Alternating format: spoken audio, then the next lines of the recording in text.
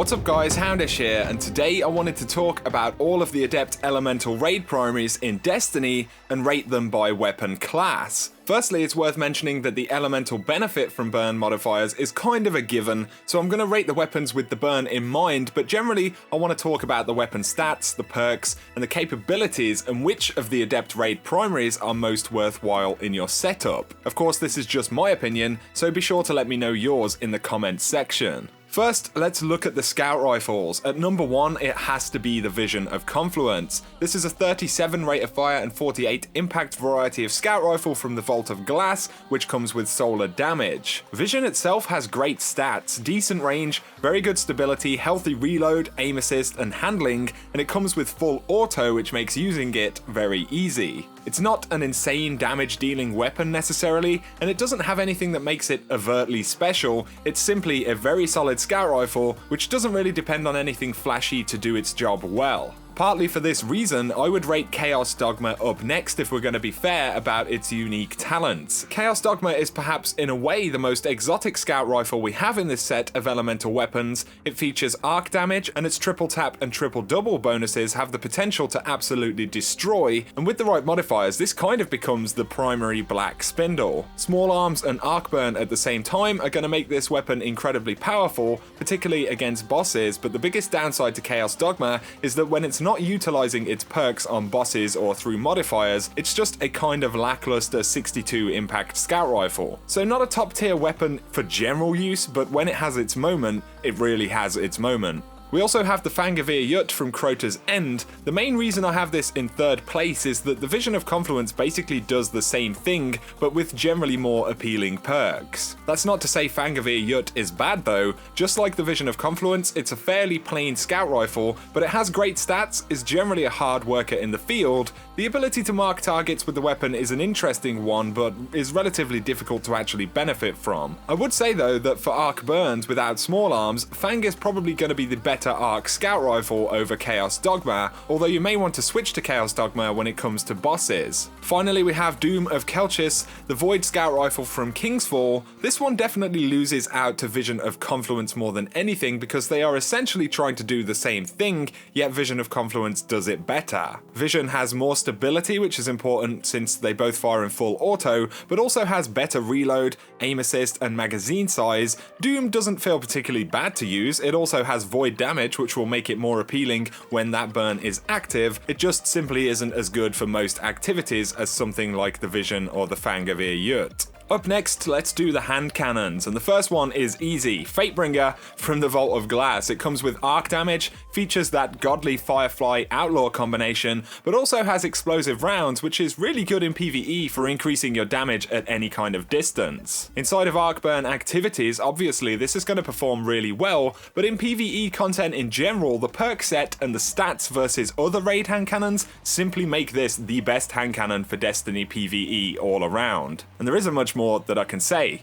Up next, I would rate Fever and Remedy from Wrath of the Machine. It's the only solar hand cannon you can get in year 3. All around it has very good stats for PvE and some interesting bonuses as well. Reactive reload and quick reaction definitely do work in PvE, but just don't feel all that useful in most types of content. On top of this, Hake model hand cannons are not the best feeling weapons to use. They just don't have that classic good target acquisition that you would notice with a Fatebringer, for example. Nonetheless, I feel like it has to take second place for being a fairly solid weapon which does something different with its main bonuses. Up next, I would say Word of Crota because it feels okay to fire. It has decent stats, although the range is on the low side. It does have explosive rounds though, which again help out a little bit in the range department. Word of Crota is a 32 rate of fire and 68 impact class of hand cannon, which aren't the best in terms for damage in PvE. Otherwise though, simply because of the ease of use and the bonus void damage, I would say this is the next best hand cannon. Zali's Bane from Kingsfall is in the same class as the Word of Crota,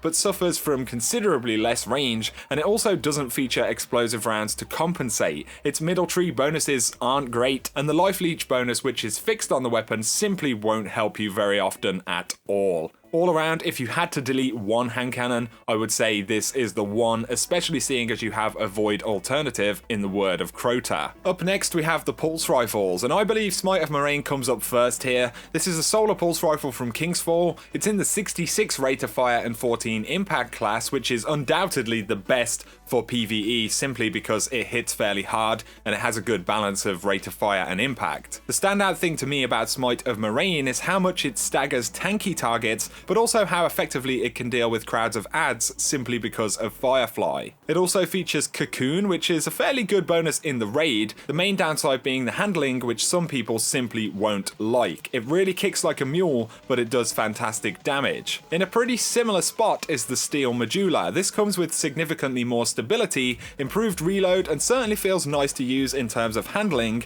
Medulla features void damage as well, which is good, and can be fired in full auto. It has high caliber rounds or stability options, and comes with a 4-round burst, which I think is a little understated in terms of damage for PvE. The Sign of 4 bonus will help against tanky targets, but outside of this, it's a fairly plain weapon. It does good damage, but isn't strictly anything special. Up next we have the Praedyth's Timepiece, the Arc Pulse Rifle from the Vault of Glass. This is a 77 rate of fire and 4 impact class of pulse rifle, and these do okay in PvE. They lack the impact and the punch of the two previous pulse rifles, which can make them a little more jarring in crowd control situations, but they aren't bad or anything like that. Praedyth's Timepiece all around has very good stats. Oracle Disruptor will certainly be useful in Vault of Glass. Like any of the other elemental weapons, it's going to do pretty well with the right burn active, but for me in PvE, there are better options if you're using it for the burn. Oversoul Edict from Crota's End essentially sits in the same place with similar stats, in the same archetype, also features arc damage, but on top of this has full auto, which is pretty nice. Really, you can choose between either of these weapons if you want to use them in PvE for their raid bonuses, but otherwise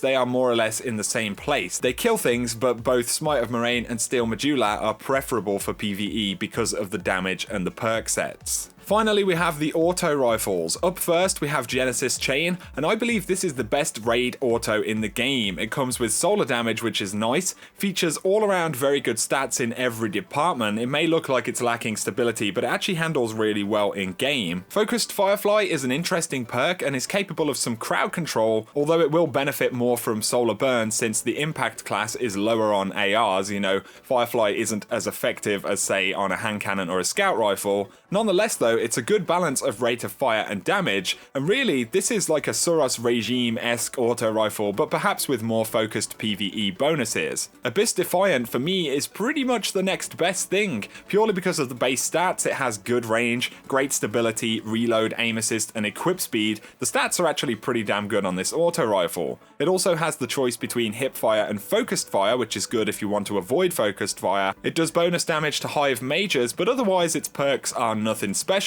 It's just a very solid 88 versus 8 class of auto rifle. Of course, both of the autos we've just mentioned will benefit nicely from solar burns. Up next though, we have Atheon's Epilogue, the Void Bullet Hose, and this is a decent example of a max rate of fire auto rifle, mostly lacking in stability though. This thing does absolutely destroy oracles in the Vault of Glass, so it's a pretty nice weapon for the Atheon checkpoint. Otherwise though, this low impact class of auto rifles just feels kinda lackluster for damage in PvE. You'll have to spray a ton of ammo to get kills, and it can feel a little bit jarring. It's not a terrible weapon, but it's a very situational one in my opinion.